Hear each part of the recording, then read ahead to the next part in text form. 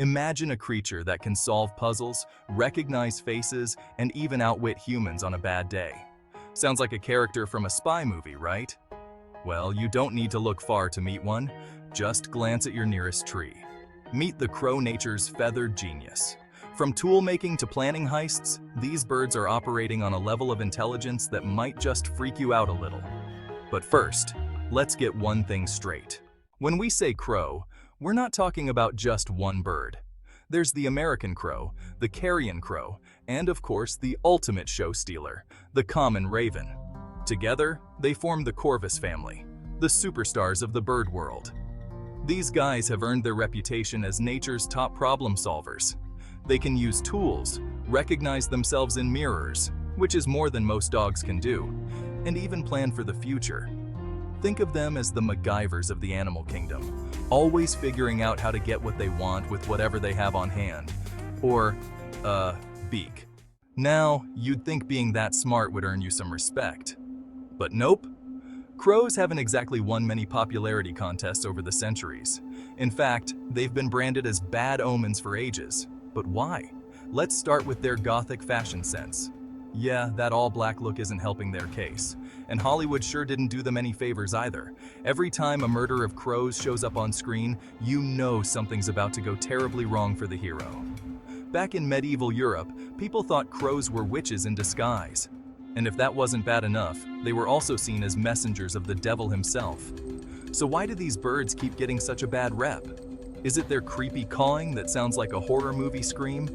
Or maybe it's their love for shiny objects? Because yeah, crows have a serious case of kleptomania. Coins, jewelry, anything that glimmers, they're obsessed. Think of them as little winged thieves with a hoarding problem. When it comes to food, crows are opportunists, in every sense of the word.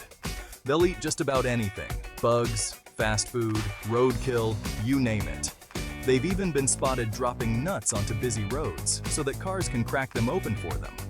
Talk about outsourcing the hard work, huh? And their culinary preferences? Let's just say if it's edible, it's on the menu. In the wild, they'll munch on insects, small mammals, other birds' eggs, and carrion. In the city, it's all about dumpster diving for leftover pizza. But it's not just about what they eat, it's also about how they get it.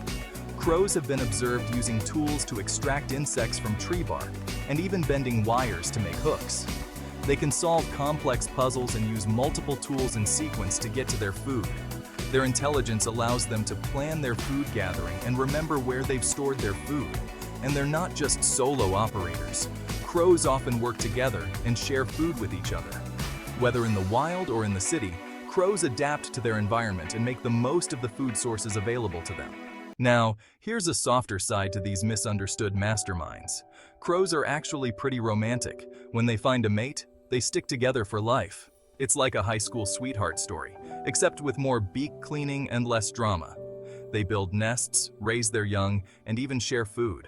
These birds aren't just smart, they're loyal, which is more than we can say for some humans, right? Okay, here's a fun one. Can crows talk? The answer is, sort of. Crows can mimic human speech, just like parrots. They're not going to recite Shakespeare anytime soon, but they can definitely surprise you with a well-timed hello. Imagine a crow imitating your voice. Freaky, right? Here's where it gets really wild. Crows have the uncanny ability to interpret where you're looking. Yep, if you're staring at something to your left, a crow sitting on your right can figure it out. It's like having superpowers.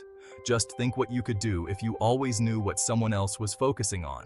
You'd crush it at poker. Now let's address that spooky question. Why do we call a group of crows a murder? The term dates back to the Middle Ages, when people liked to name animal groups based on human fears. And when a bunch of crows get together, it can look a little sinister. But don't worry, they're not actually planning anything nefarious. Probably. To wrap it up, let's talk about one of the coolest experiments ever done with crows. Scientists placed a piece of food floating in a half-full glass of water, just out of reach. What did the crow do? It started dropping stones in the glass until the water level rose and the food floated up. I mean, how many animals can grasp the concept of water displacement? This isn't just smart, it's downright genius. So the next time you see a crow, don't just brush it off as another bird. You're looking at a mastermind in feathers. Show some respect. After all, they might just remember your face. If you liked this deep dive into the world of crows, make sure to hit that like button, subscribe, and leave a comment below. Got any crow stories of your own? We'd love to hear them. Thanks for watching. See you in the next video.